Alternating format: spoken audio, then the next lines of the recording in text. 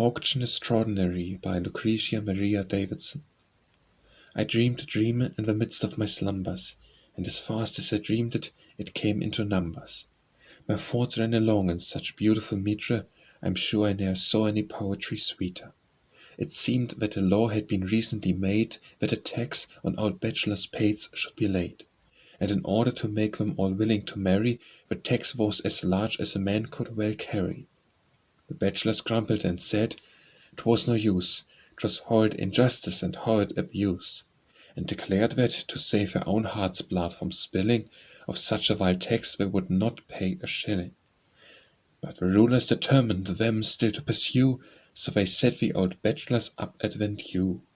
A crier was sent through the town to and fro, to rattle his bell and his trumpet to blow, and to call out to all he might meet in his way, how 40 old bachelors sold here to-day.